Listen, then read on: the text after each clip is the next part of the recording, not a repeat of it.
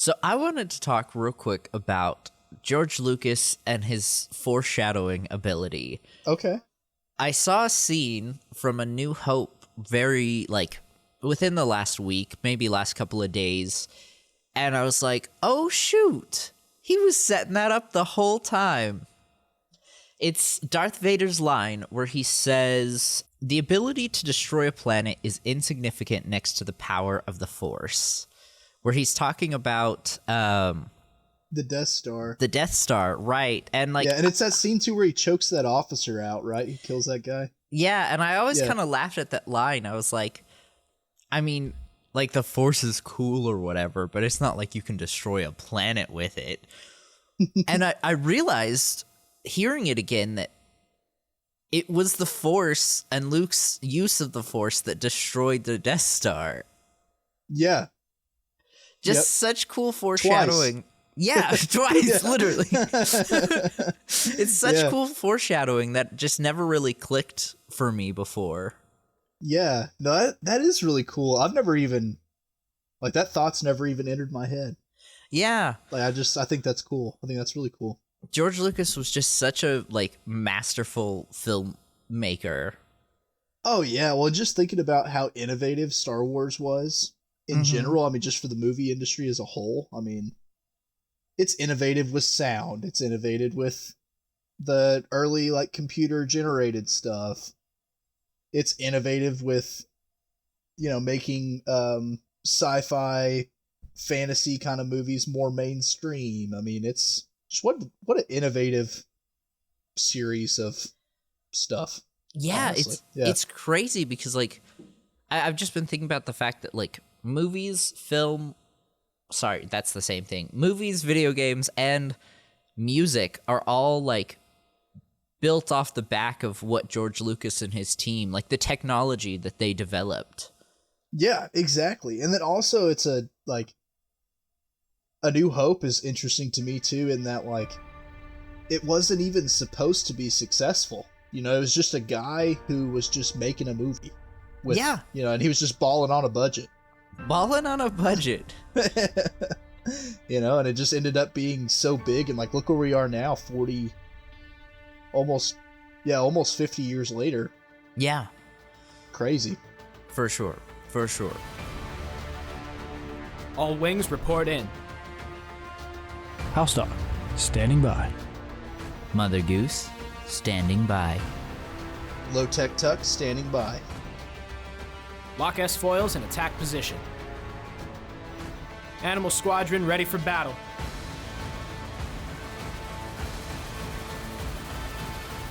Welcome back, everybody, to the Animal Squadron podcast. You're here with your hairiest host, Mother Goose.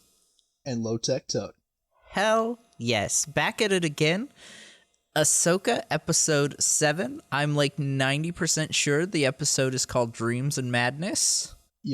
I watched it earlier today and I didn't even look at what it was called. I watched it last night and I was like, that's the title. I'm going to remember it this time. I'm going to remember. And I failed you, Tucker. I'm sorry. I have failed you. While I'm looking up just to double check, what are your kind of general thoughts on the episode? What I really liked this episode for, and one reason, Nicole honestly hasn't watched all of the Ahsoka episodes, but this was an episode that I was like, you gotta watch it. Just because it just gave me just good original trilogy kind of vibes. Yeah. There's cute little aliens that are trying their best to fight, and it's just a good time. It's just a really good time. For sure. Mm-hmm. Ahsoka and the boys are back together again. Ahsoka and the boys. So yes, it is Dreams and Madness. I genuinely really loved this episode, but something about it, I think it's just really hard to follow episodes 5 and 6. For me personally, I feel 5 and 6 were the best Star Wars we've gotten in a really long time. And while 7 and 8 are still really good, I just don't think they were able to hit those same highs. But I also think that's okay. Yeah. I actually haven't even watched 8 yet. Oh, honestly. Just you're, because... you're in for a fun time, my friend. Yeah, I don't want to get too far ahead of us, but yeah, I mean, I think I could agree with that. And also with 5 and 6 just really going into so heavily both Clone Wars and Rebels. Yeah. I mean, yeah, I think it is kind of hard to follow that. Yeah. But, you know, I'm okay with that too, because the way that I'm thinking this is going to end is it's got to be some sort of cliffhanger in a way where we're not going to probably end up happy. I wouldn't think. So yeah, no, this works for me. I'm fine with it. Nice. Well, as long as we're building up the cliffhanger that I think is going to happen. So. All right. Well, my lips are sealed, my friend. All right. So I had a question for you, because we've been talking about like the dark side and like the corrosive nature of it, the infective nature of it, and how it's hard for people to stay balanced because the dark side is so like tempting. Yeah. And I realized rewatching this episode, I had a moment where I was like, is Balin able to stay in the middle because Anakin brought balance to the Force? That's interesting. Like, that the dark side's not as tempting right now because it's been beaten? Yeah. Yeah, that's really interesting. Because we haven't really... I know people, like, talk about Mace and some other Jedi, but I really don't think in canon we've actually gotten a Jedi that's, like, in the middle. Everyone we've seen has fallen to the dark side. Yeah. And the only people that didn't, I would say, like, you know, Mace, Luke, Qui-Gon, like, just kind of those more gray Jedi kind of people. They're still Jedi, you know, like, they're still mostly affiliated with the light side. Yeah. Yeah. So I wouldn't really say that they're truly balanced. Right. I agree. So just an interesting thought I had. Could be false, who knows? Dave Filoni probably does. He'll tell us when he's ready. Yep, exactly. Well, actually getting into the episode, I'm so torn because I really like how this like court case for Hera went. Like the fact that C-3PO and Leia were the ones to save the day here was so cool. But at the same time, it was exactly what I was afraid was going to happen, that they had all of this evidence and they just kind of didn't really use it in this court case. Ziono says, this report reads like a child's fairy tale. And I was like, but it's not just a report. What about the recordings? What about the thousands of eyewitnesses for the star whales? What about Huang's scan of the Eye of Sion? What about the literal ships? Like, you lost 2 X-Wings. They died. Fairy tales can't kill people. Yeah, right. You literally had to go capture a shipyard because it had Imperial remnants. Siono, my man. And then also, too, like, with Carson, for instance, like, what about all of his experiences? Right. He's definitely reported. He's had to report them. Yeah. Yeah, he literally brings up, like, Mandalore and what happened there, and... Yeah, and then he said Moff Gideon was acting alone. Right. And it's like, dude, he built fake Mandalorians. You think he just did that? Like, you think he could just make that up by himself? No. He clearly had a team of scientists and a team of, you know, people to make that happen. Right, and he literally, like, was able to... Well, I guess we don't know for sure because we never got to see them in action, but from what the show presented, it definitely seemed like he was successful in creating Force-sensitive clones of himself. Yeah. Yeah. But he didn't do that alone. Funding for that. Yeah. Yeah. Yeah, it's just, I don't know. I mean, Ziono, I get the point, but I think, you know, in an earlier episode, we had talked about that he might be an Imperial remnant. Yeah. But I think now I'm on the point of incompetence, not the right word. Like, I think he's a competent senator, but he's blind and he's willing to be blind. Right. Which I don't know. I don't He's know how apathetic. That's what I'm trying to say. He Yeah. just doesn't care. That's a good way to describe it.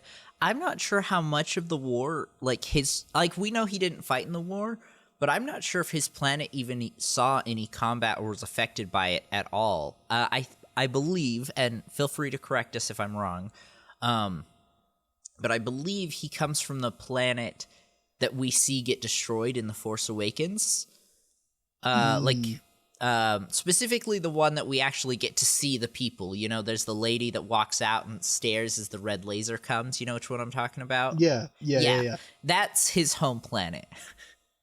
Oh, that would make sense. So it is a core. It's a core world. I don't know if the war affected him at all. It was just like one day, like he heard about it. One day it was the Empire. One day it was the New Republic. Okay. Yeah. You know, pretty much he only has to make decisions based off of his constituents. Right. And if the war's not affecting them, like, you don't really have to. I mean, you can kind of just carry on business as normal. Yeah, and being a core world, I don't know how much oppression they really faced. If anything, they probably benefited from it. Yeah. Oh, yeah. Like during the Empire, I'm sure it was probably one of those. Well, and this is what happens most of the time with empires is, the home base of the Empire, which would be just in general, the core worlds. I mean, they don't have to fight the Empire, and the Empire just comes there and builds their ships on your planet or does stuff that boosts your economy. Yeah. So really, and you're not standing up to fight because you don't see what's going on in the mid rim and then the outer rim. I mean, that might as well be a different galaxy to you. Right. Yeah. Something I think may have improved this scene, at least for me personally, would be if we did have all this evidence shown and Xiono took it more of the perspective of this is some compelling evidence. We will look into this further, but that doesn't change the fact that you defied direct orders. We are not here to discuss what you found. We're here to discuss the fact that you disobeyed orders and need to be court-martialed. Mm-hmm. Yeah, I think that would have been a decent opinion on his front. At least he thought about it. Yeah. Yeah. But one thing that also just tells me that I think he's just apathetic and he just doesn't even care is with how much he obviously doesn't like Leia. Yeah. For instance, that he held a vote on whether it was on whether she could or not to make the orders that she disobeyed without Leia, who Just they mentioned later is literally the head of New Republic Defense. She's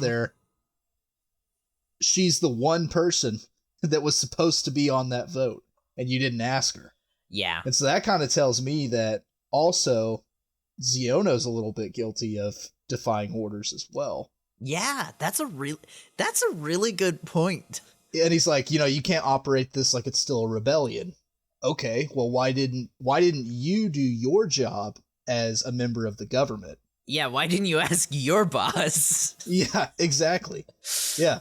Because, a massive galactic government has to be compartmentalized. Right. So, not every senator is going to be on every committee. Right. And I get the strong feeling that he's not even on the Defense Council. Yeah, right. I really loved C-3PO's line where he said, Leia is willing to overlook this time, but she needs to be involved in the future, whatever that exact quote was. What a fire line. Yeah, honestly, what a threat. I like that a lot. That is some per my last email corporate butt kicking, and I like it. Right. I also loved the fact 100% Chopper was willing to kill Xiono here when he said, we can't accept evidence of this kind from a mere droid. Oh yeah, and Carson holds him back. I love that. It's a good thing we don't know what Chopper's saying, because there was definitely some mean things said. Oh yeah. And I also just picture him too, like, he had a gun on him this whole time, Chopper. He's like about to grab it. And Carson's Somewhere like, oh, hey. in one of his compartments, I wouldn't even be surprised if multiple of his compartments have guns somewhere. Just at any given time. Something I've been trying to get through Resistance, just because Xiono his son is the main character in it. Mm-hmm. And we see him, I think, a couple times throughout the series, and I may be on episode 2. I haven't made it very far. But something he says when his son first contacts him that he's joined the First Order, he says, "You've joined those extremists," which I think is a really good picture of his character and how he views the Imperial Remnant. He either is a part of it secretly, or he genuinely does not see it as a threat. And I just find that really crazy, but also really interesting. Mm-hmm. Well, and for that development to take place in Resistance, I mean, for him to understand, like, those extremists, to understand that they are actually a problem, something bad is going to happen. For him to realize that. No, he thinks the Resistance are the extremists. Oh, I'm sorry. You said join the First Order. Sorry. You said those extreme. Okay, I got you. My bad. Now I'm tracking with you. Yeah. So I guess it's clear then that no matter what happens in this show, something bad probably never happens to his planet until it's too late. Till it's too late. Yeah, and you know what? I kind of hope he was there. I hope he had like a really long month or two of working, and he was like, man, I just want to go home and have a really nice vacation. And like the second his ship lands, I hope is when the laser hits. Man, I mean, I will say, then maybe he would finally understand that he should have listened. Yeah. Right.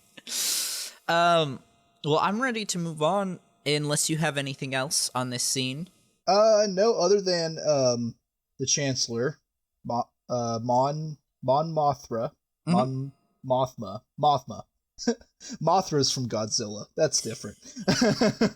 But still cool.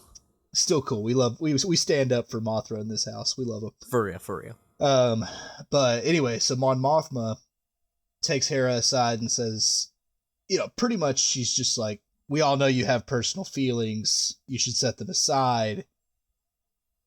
And kind of makes it clear that she knows that Leia didn't actually say that this was okay. And Hera kind of admits it. She was like, well, she authorized it eventually. Yeah.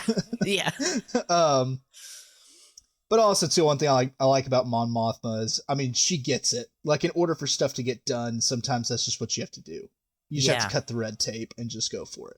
Right. So that's why I think, like, Mon Mothma will keep that to herself. She probably won't tell anyone that Hera said that. But anyways, what I'm getting at is she basically asks Hera, she says, like, is there really an Imperial remnant? And then also, are they a direct threat? And then Hera pretty much responds with, yes, and that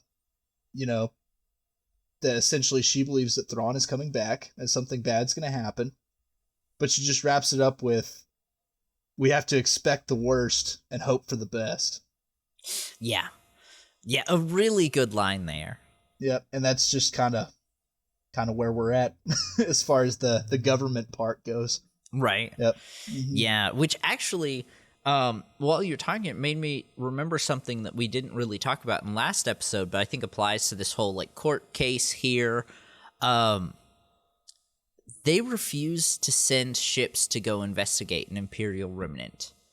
Mm-hmm. Yet they were 100% willing to send 3 cruisers after Hera, a single person, when she defied orders. Yep. Well, that's just they're apathetic, man. They don't know, so like they're ignorant, and they also don't care that they know. Yeah. They don't even care what's going on because it's not going to affect the core world. So why care? Yeah. Those stinkers, those silly little gooses. Yep. Government. Our next scene is Ahsoka training with the video of Anakin. Yep.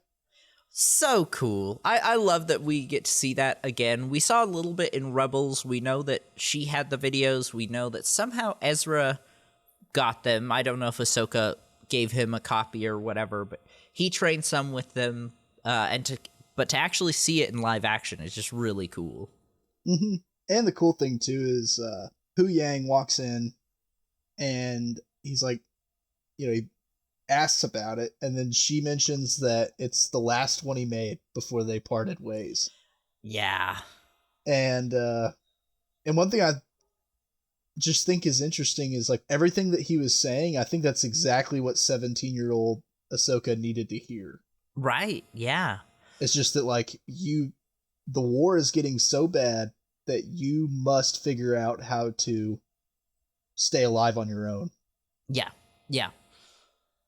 And also, we talk about it all the time, but that's just another way that I think he was training her for Order 66, even though he didn't even know. Yeah. Yeah. I wonder if it was just like a coincidence or if it was like the Force. Yeah. The Force is saying you should stay home from school tomorrow. Pretty much, yeah. Yeah. I think really the only other thing I have for this scene is he specifically mentions Asajj Ventress, which, I mean, he mentions others, but I think this is her first time being mentioned in live action. Yeah. Yeah, I think it is. Which is just really, really cool. For those of you that didn't watch the Clone Wars, Asajj was essentially a Sith assassin. She was Dooku's apprentice. I don't know for sure. I believe her purpose was more so to distract the Jedi because they saw the Sith through the lens of there's only ever going to be two of them. So if they saw Tyrannus and they saw Asajj Ventress, they weren't going to go looking for another one. Yeah. Right. That's just my personal theory on why they brought her on. But I mean, just having a Sith assassin in general is sick as hell. Mm-hmm. And also, post Rule of Two Sith almost never obey the rule. Yeah. Everybody's got secret apprentices. That always happens every time. Even in Legends, both Vader and Palpatine each had a secret apprentice at the same time. Yeah, exactly. Exactly. And then they're always training to kill the other one. Like, being a Sith is a mess. Right. It really is. It's a mess. Which is something that, like, really bothered me when I was a kid.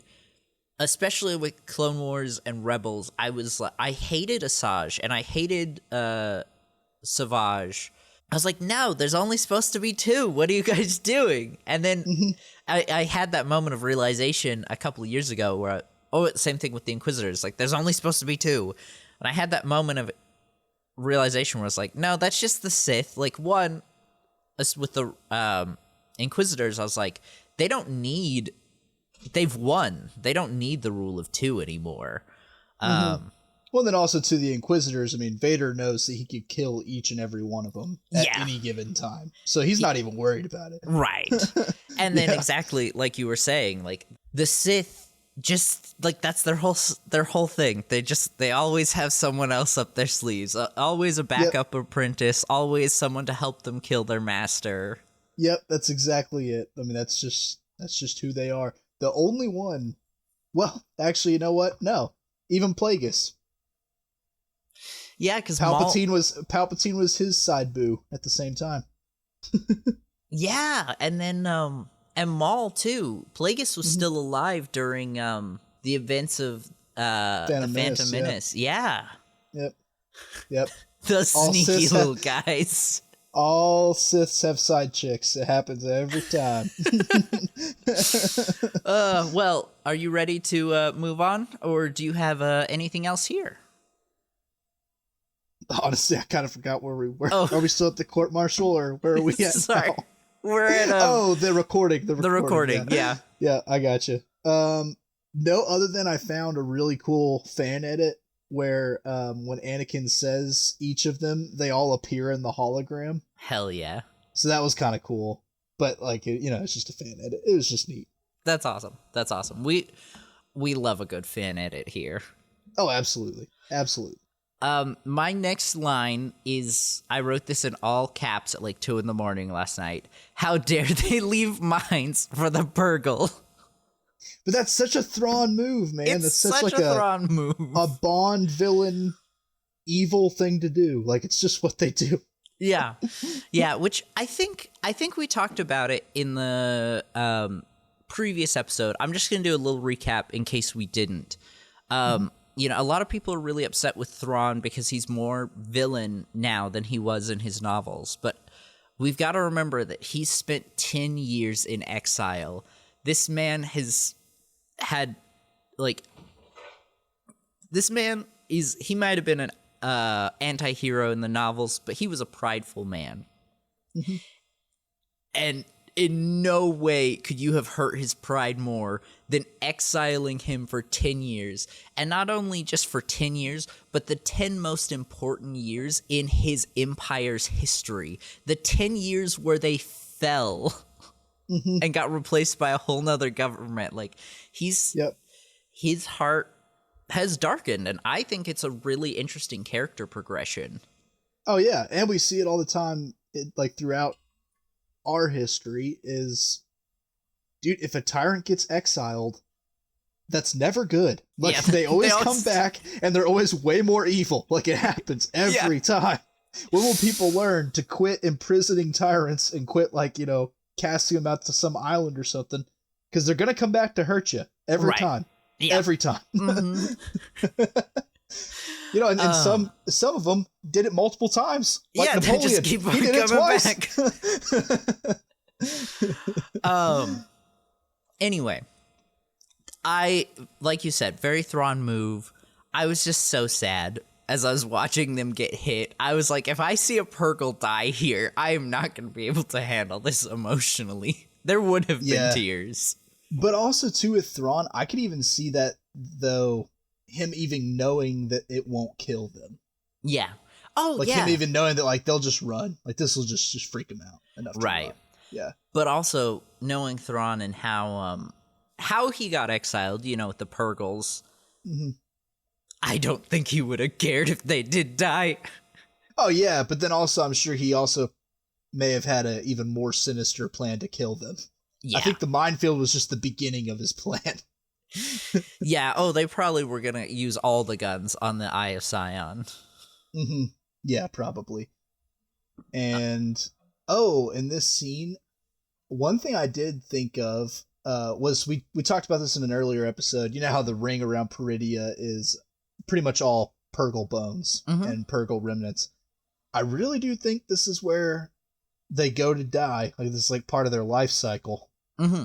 And then also, maybe it's where they go to mate and have calves and stuff too. Yeah. Because a lot of marine life does that. But the only reason I thought maybe was with the minefield, and additionally why Thrawn may have known that it would work, is let's say that it is where they mate and have babies, is the minefield would probably scare them enough to where they're done for this season, and they aren't going to come back for a long time because they have to protect their ability to have children and protect the pack.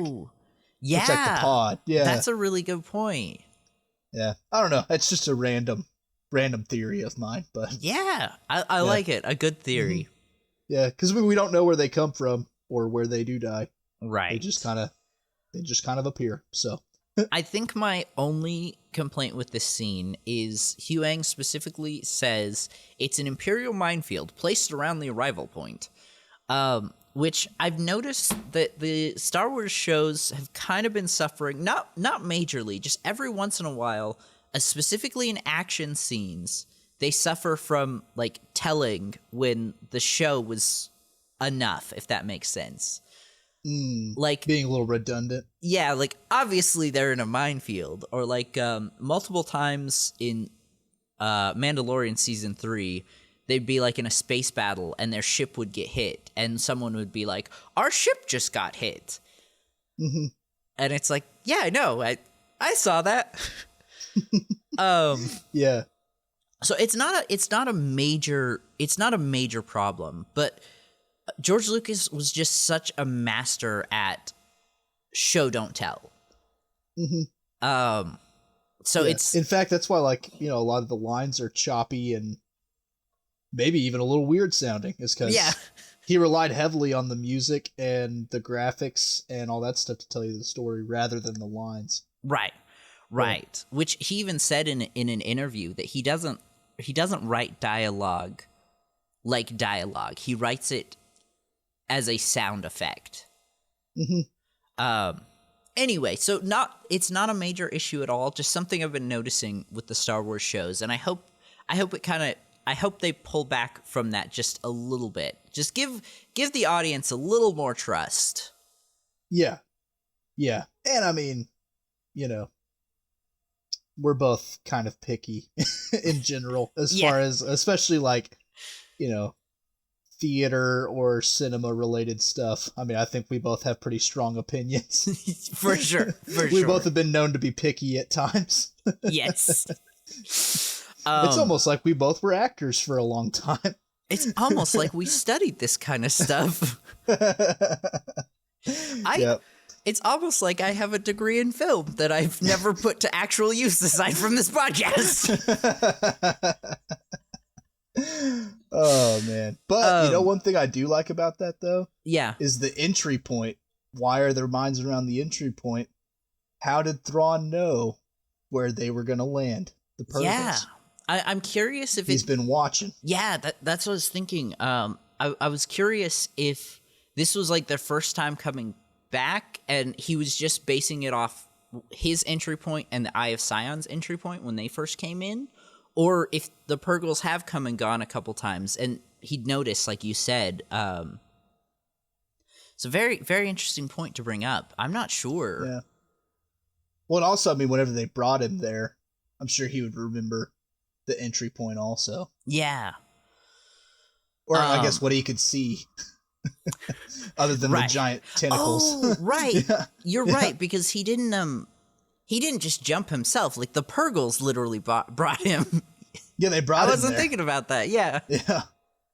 So anyway, I mean, I think Thrawn is at times pretty vengeful, especially when space whales take him a place to just sit there and rot for 10 years. It's just not good. Yeah.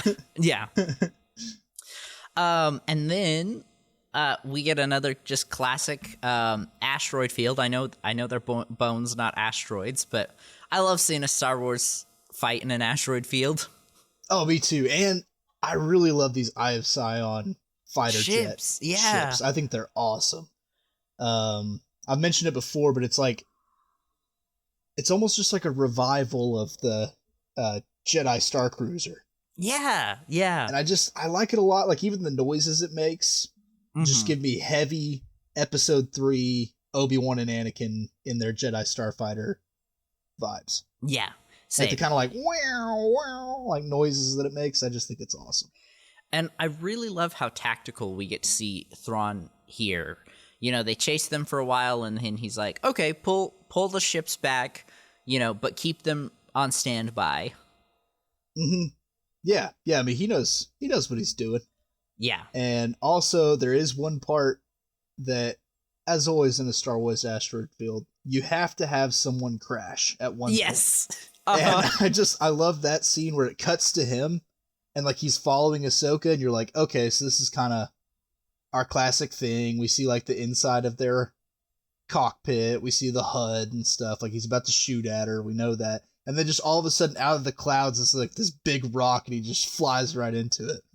Hell yeah. And like it happens so fast. Like it kind of like, I mean, I jump pretty easily anyway, but it kind of like made me jump. Like it was almost like a jump scare. Yeah. It's just like, whoa. I feel that. Yep. Well, are you ready to, do you have anything else here? Are you ready to go to Sabine and Ezra? I'm ready for Sabine and Ezra. Hell yeah. First thing, a lot of people complained about episode 6, and I think we talked about this a little bit in our episode. I can't remember, but just the fact people were upset. They're like, why didn't Sabine just tell him about the political landscape of the universe? And we did talk about it, I remember, because you're like, if we hadn't seen each other in 10 years, I wouldn't just be like, oh yeah, and the president was this guy. Yeah. So, but we see that here, like, she comes out of the little, like, their little RV, and, they kind of do a little recap to show that they did talk about it just off screen, which I think is really good storytelling. The audience doesn't need a recap of all that stuff. Yeah, right. And also I like, too, that we do get some of his reaction. Like, we do hear some of it again. So he's like, so the Emperor died? And, like, stuff like that we do. I mean, because I do think it wouldn't be as cool if, like, we never got to see Ezra's reaction to that kind of stuff. Right. Yeah, I think they so handled it. I think it was kind of, I think it was done very well. Mm-hmm. It was done really well. Yeah. The one, well, I guess two things. On, you brought up the Emperor died. What a cheeky little comment, Dave, you sneaky, sneaky man with the, that's what they say. Yep. But then the one thing that we did learn is what Zeb's been doing. Where that he's not dead. Yeah, that he's not dead, and that he's training new recruits for the military, which I thought was really cool. Mm-hmm. Yeah, and it does give me hope that we'll get to see him again. Me too. I really think, a lot of people have said this, but I really think Dave's waiting to bring him back for the movie when he has movie budget. Yeah, probably. Which probably. I'm okay with. I think I'd rather them wait and like have a good CGI looking model, which, I mean, we have the model already, it looks good, but the actual like animations and everything behind it, I'd rather them wait till they can do it properly and make it look good. Yeah, well, especially like if they're gonna make him fight, which, I mean, if you're gonna have Zeb in there, he's gonna fight. Yeah, he's gonna fight something. And I'm sure all of those movements are pretty expensive, right? I would guess. Yeah. Which question that we may not know the answer to, but so Zeb is based on the original concept art for Chewbacca. Mm-hmm. I'm curious if there was ever a physical suit made for him, or like the Lasat people, which originally was the Wookiee people. Like if there was ever an actual suit made. That'd be interesting. Yeah. Yeah.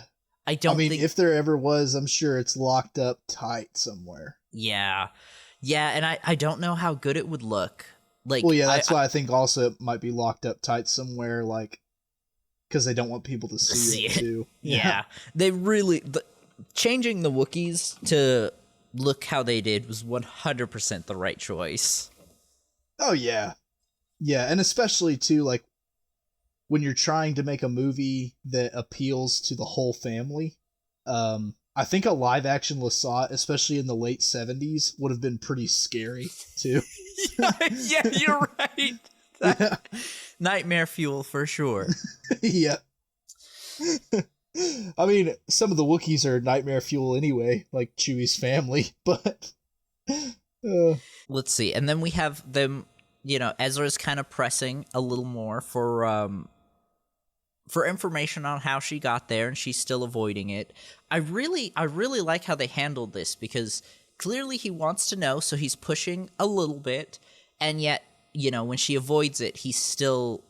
he backs off. He's being respectful of his friend, potential lover. Mm-hmm. Well, it also just shows that, I mean, he still knows her really well, even though it's been so long. Yeah. Yeah. Like, he can still tell, like, she doesn't want to talk about this. Okay. Yeah, I'm not going to push, and I think that was cool. Mm-hmm. What a guy. What a man. A guy. Yeah. Oh, actually, can I say something about Ezra that I don't like as far as his costume? Oh, yeah. Yeah. The blue contacts. Just take them out, dude. Like, I think, honestly, the brown eyes would have looked better. I know that's not what he looks like in Rebels, but I think brown eyes just would have looked less freaky. Yeah, or His blue contacts are kind of jarring a little bit. They're a little too blue, I think. Yeah, I don't know. I don't know if it bothers me personally, but I definitely I definitely see where you're coming from. I think they could have either not done contacts or maybe like made them not so bright. Mm-hmm. It looks a little almost alien. Yeah, and also like I can tell from second one that they're contacts. You know, so that's kind of like it's just not as immersive as I wanted it to be. Yeah. Like I think if they had just left the actor's eyes brown or whatever, I think that would have been more okay with me. Yeah. It's kind of like Jason's hair. Like there are just certain things that just kind of bother you for no reason. I stand by it. Jason should have just been a green boy with brown hair. Or also too, like, I mean, he could just be a human. I mean, I would believe that it's still Harris and Kanan's kid. He doesn't have to be green at all. Like,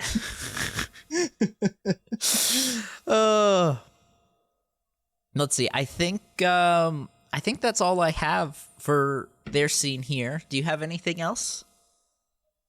No, I'm good with it. I do love the Noti a lot. Yes, the Noti are the best. Mm-hmm. Yep. Well, and actually, that's a main reason why I made Nicole watch this episode with me was because of the Noti. Yeah, that's fair. I was like, you got to see this. They're cute little guys. You got to see these cute little guys fight.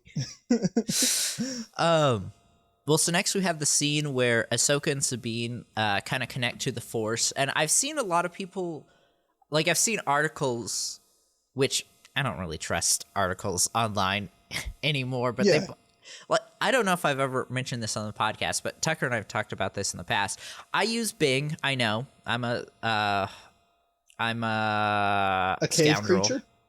Yep. But I specifically use it for the Microsoft points because every time you search, you get a couple points. And then after you build up enough points, I use those to buy gift cards for my Xbox and I get free games. So as much as Bing sucks, it kind of works out in my favor. Anyway, so every time I open it, there's all kinds of articles and they all suck. Okay, maybe not all of them. I'll say like 90% of the articles suck.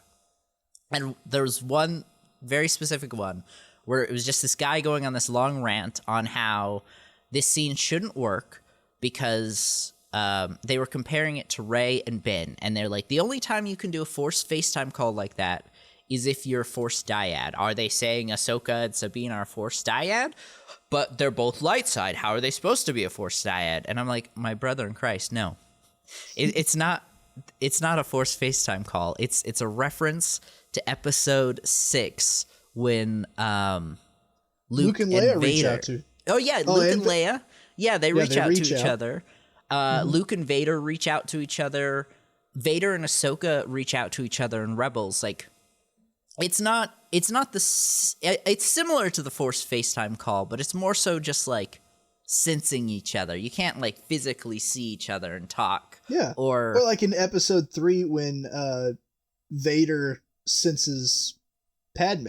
Yeah. Like whenever literally he says, she was alive, I felt it. Mm-hmm. I mean, obviously he reached out to her through the Force. She's not Force sensitive, so she couldn't reach back. Right. But like he could reach out enough to know that she's alive. Yeah. Yeah. It's definitely something we've seen established in canon for years. All the Jedi reach out to Yoda. Yeah.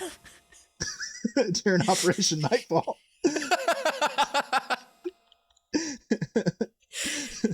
Hey Yoda, what's going on?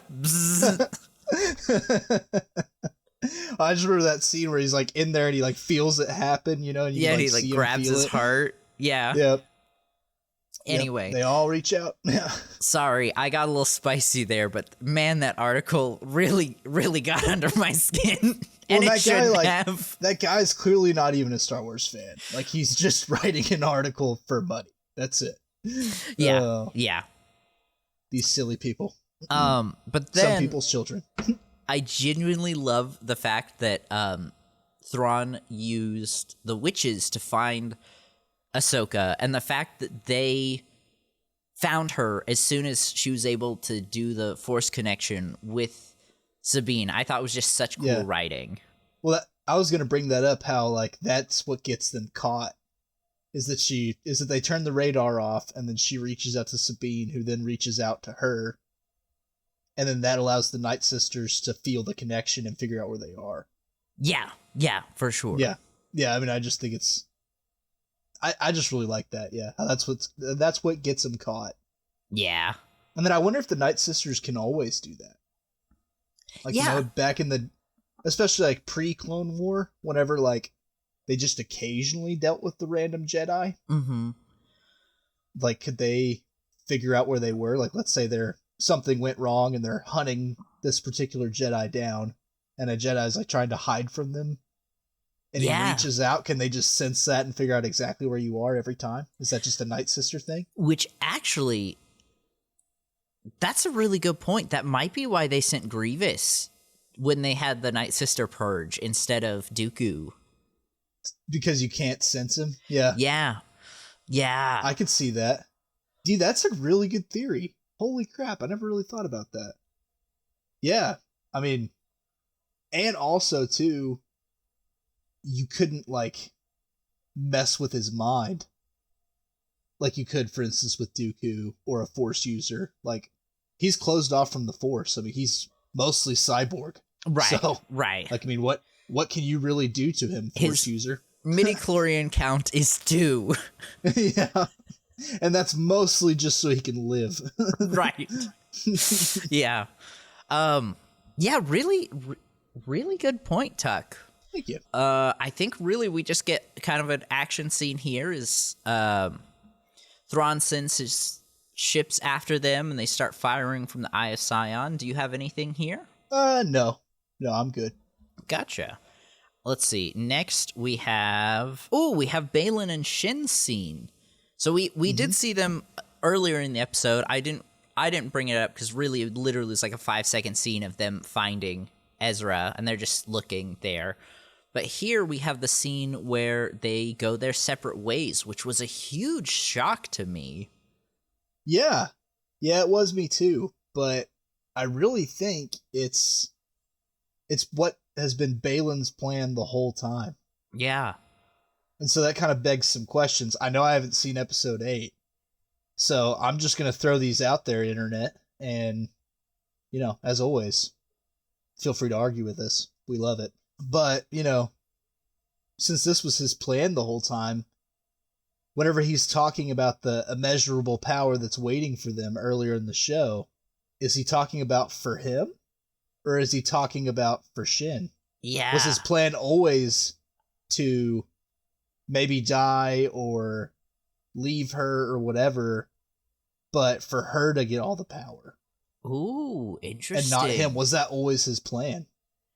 That is a good theory. Huh. And then also, too, I mean, we talked about it before, like, I think there's a somewhat decent possibility that the reason he left the Jedi Order was because she's his daughter. I mean, I could see that. Yeah. And that also could be maybe some leaning into that a little bit, because his plan would be to build all of this as her inheritance. Right. And knowing full well that he's going to die or leave or whatever. That's really interesting. I was looking at it very literal, where he says, your ambition leads you in one direction and my path leads me in another. Mm-hmm. But that's a really good theory, because... Well, with Jedi, whenever they say my path leads me on another one, I mean, he's gonna die. I really think he probably is. Especially if, like, a lot of people have theorized that he's going after the mother. Oh, maybe he makes a deal. He could potentially make a deal with her where he says, like, hey, I'm going to let you out. I'm going to sacrifice my life to let you out. Keep Shin alive. Mm-hmm. Like, and then also, like, make sure that she has a spot in this new empire and all that stuff. Oh, yeah, that could be really good. And, like, maybe that's the immeasurable power that he's been talking about this whole time. Yeah. Like, maybe that it's not a secret group of Jedi, and it's not him getting Night Sister powers for himself, or it's not him turning to the dark side. It's not her turning to the dark side. It's building up this inheritance for her. And that's why also they've been trying so hard to kill all their political enemies. Yeah. I really like that. Yeah. Also, I think he has one of the best lines in the entire series here, where he leaves her with one piece of advice. And he says, impatience for victory will guarantee defeat. Mm-hmm. Such a good line. That is such a Dave Filoni right before Clone Wars philosophical quote. Yeah. I mean, like, yeah. I mean, that just sounds so much like something that would be on the black screen in the blue text. Yes, for sure. Yeah. And then I think my last note for here is just the another Lord of the Rings inspired scene as we see the Howlers running towards the Nodi. Just gave me such like not Twin Towers, Two Towers warg scene. Yeah. Or like The Hobbit too. Or, Yeah. Forgot the wargs actually played a bigger role in that one. Mm-hmm. Yeah, that's always cool. Well, what do you have here, my friend? It's actually more when they start chasing the Nodis. Yeah. And what I like is just how like Western that kind of felt. Mm-hmm. You know, whenever they do the wagon circle, for instance. Yeah. And like stuff like that I was just like, wow, like this is like straight out of a Western. I like it. Yeah. And then also I love how just cute and defenseless they are. I found that really funny. I thought that was a really good use of comedy to break up the tension. Yeah.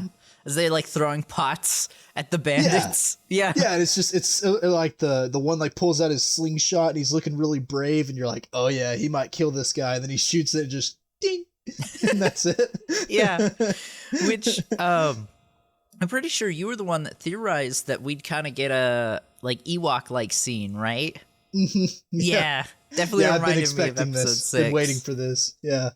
Yeah, and that's why I said earlier, it's just I feel like this episode was just some really good original trilogy kind of Star Wars, where it's like strange, cute little characters, and we're also trying to fight, and it's just a good time. Yeah. And I love like it's such an Ezra thing. Like one of the Nodi's RVs went down, and you know he says we can't leave them, and they do the circle thing like you said, and it's just such an Ezra thing to do, not leaving anyone behind. Yep. Yeah, and then also with the Nodis too, one thing that I can't not let get noted is whenever Sabine says Ezra says first that they're peaceful, and she was like, I didn't know that meant defenseless. Yeah. And then she shoots that one that's about the bad guy who's about to stab the Nodi, and she shoots him, and then he does like the cutest little wave at her because she saved his life, and he's like it's just really funny. Yeah, I just picture him saying thank you, pretty much. Just like, but it's not the right time for it. Not the right time. Those cute little turtle crabs. I love them. As this battle's going on, we get to see Thrawn sending some troops here, and we saw them in episode 6 in the background, but this is the first time in live action that we're getting to see the LAAT ships, which is the low altitude assault transport. We saw them in Clone Wars. I think they've been in Survivor. I think we saw them also in Rebels. Thank you. But this is our first time getting to see them actually in live action, which I think is great. Yeah. And actually, I had forgotten that we do see those in Clone Wars. The Republic had those. Yeah, like at the very, very end of the war. Yeah, especially like the Umbara arc and stuff. Like they use those a lot. Yeah. Huh. It's just I didn't remember that. It's little details like that from the Clone Wars that I love, because clearly like they're very like TIE fighter like. You can see that Palpatine was kind of setting things up even before he became Emperor. Yep. He knew what he was doing. He had style, and he knew exactly what he wanted from it. That's right. I don't have anything until Balin and Ahsoka's reunion. Oh, right before that, whenever Hu Yang and Ahsoka are talking because Ahsoka's about to jump out of the ship, you can tell that she's done this so many times and that he hates it every time. Right. And she's like, well, don't miscalculate it this time. And he was like, well, I did last time, and like, didn't I feel really bad? And she was like, no. And she's just like, on my mark, you ready? And like, and he just clearly doesn't want to do it. And I love that exchange. I thought it was funny. Same. And it definitely, like, it feels like a very, like, Clone Wars Ahsoka kind of an interaction that would happen. Mm-hmm. Yep, where she's just gonna do it, whether you like it or not. Yeah. Yep. Well, I don't have a lot of notes for their reunion, but he says something like, I wasn't expecting to see you here, and she says something like, are you disappointed? And then he says no. And his no is just so genuine. Like, you could, based on this and what happened in previous episodes, like, he never wanted to fight Ahsoka. Yeah. Well, and he certainly doesn't want to kill Ahsoka. Like, he doesn't want her to be dead. Yeah. Just makes for such just a great villain. Mm-hmm. Yeah, I think it's great. Like, he's still not completely evil, like we've been talking about this whole time. Yeah. Yep.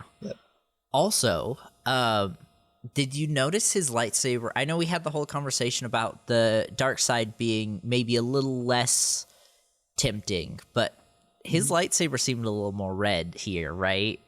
Oh, yeah.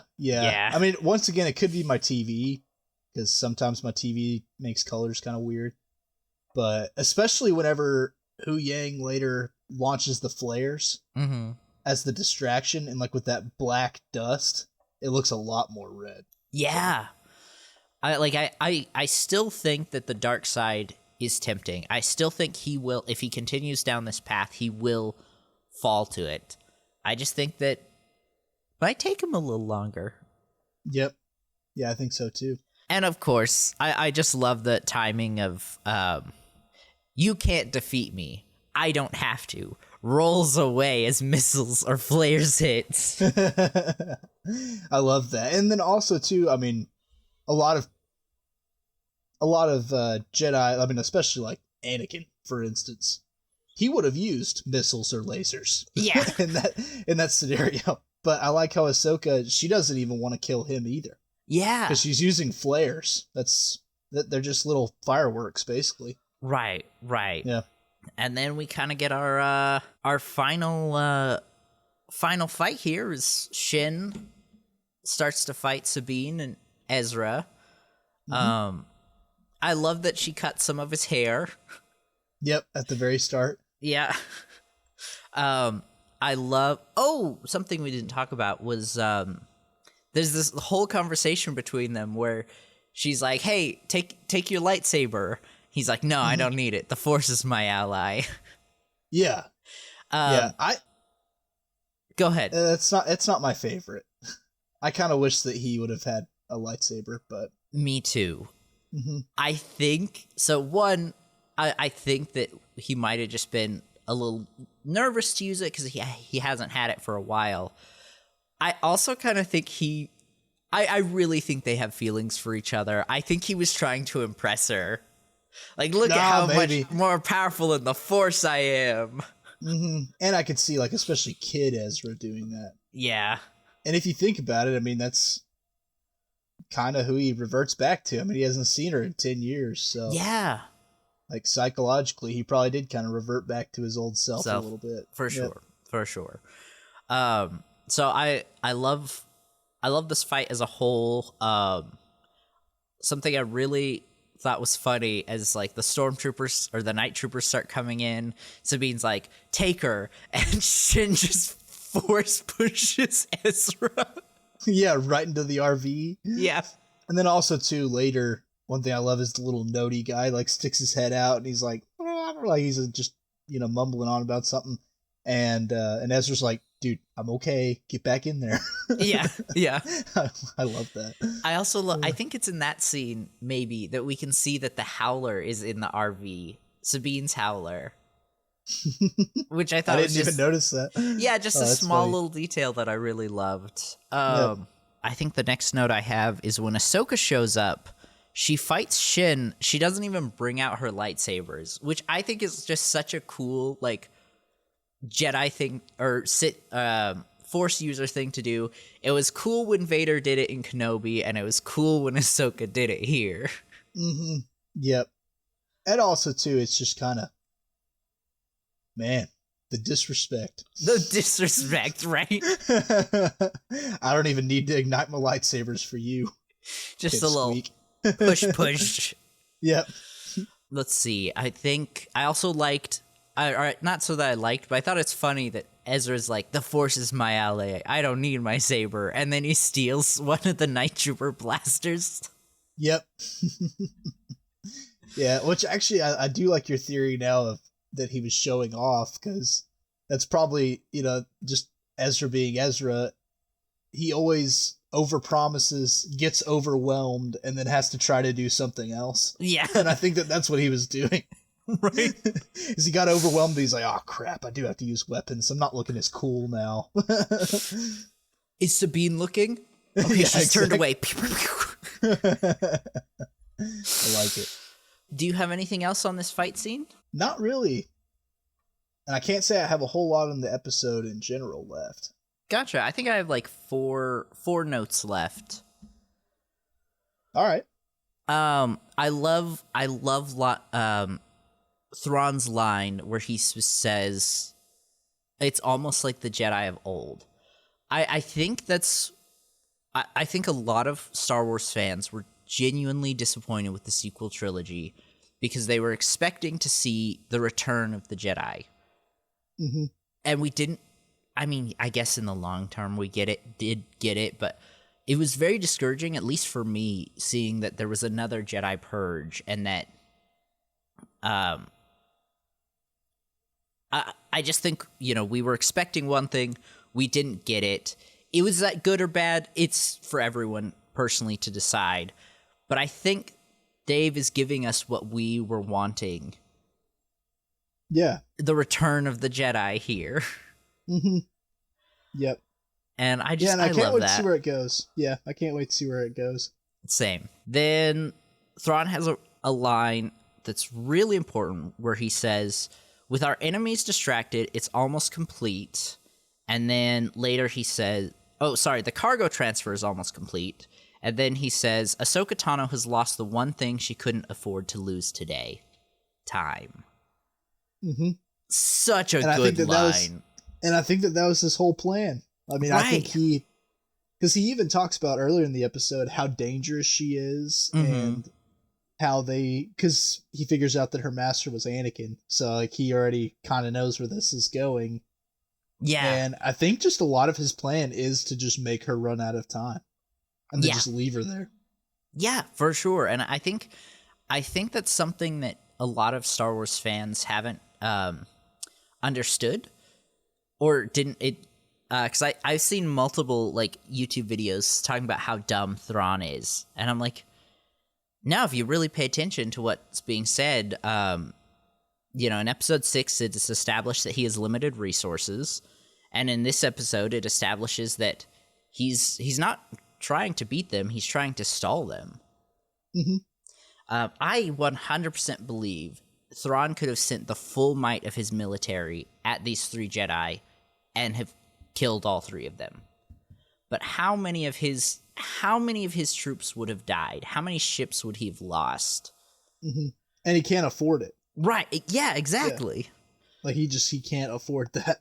Yeah. And he's not stupid enough to try. Like that's the thing that I like about him, is that he knows that he has a greater plan, Mm-hmm. which is to get home. So he's not going to do stuff to cost him his actual goal. Right. Yeah, exactly. Yeah. And then I think the last note that I have is, so they've lost, the troopers have abandoned Shin, And Ahsoka puts out her hand and says, I will help you. And there's just, it takes a moment to pause, you know, and the audience is left thinking, you know, is she going to take it? Is she not? And then she just runs away. Mm-hmm. I loved that scene. I really think they're setting up Shin as she's going to return to the light and be a Jedi at some point. I could see it. But she's on a personal journey. Mm-hmm. One of Balin's design. That son of a gun. Did you have anything else, my friend? No, I don't think I do. Well, great. This was, like I said, I don't think it was as good as episodes 5 or 6, but still just a really solid episode. Yeah, I like how it's its own show now. Yeah. You know, like, because episode 5 was very Clone Wars, episode 6 was very Rebels. Yeah. I like how they're doing their own thing. I like that. That's such a good point. I hadn't thought about that. Yeah, it essentially was like pulling in and connecting both those stories to this one so it could move forward as its own thing. Yeah. So glad I have you as a co-host, my friend. Glad I have you as well. Well, thank you guys so much for listening to this episode of Animal Squadron. We really appreciate each and every one of you. If you want to be a part of this conversation, you can email us at animalsquadron@gmail.com. Again, that is animalsquadron@gmail.com. Send us questions, complaints, argue with us, compliment us, whatever. We'll respond. Also, if you're listening on somewhere where you could leave us a review, we'd really appreciate that. It really helps our podcast. And if you're listening on Spotify, the question of the week will just be a simple, what do you thought of Ahsoka Part 7? For the Animal Squadron, this has been Mother Goose. And Lowtech Tuck. Goodbye, everybody! Adios.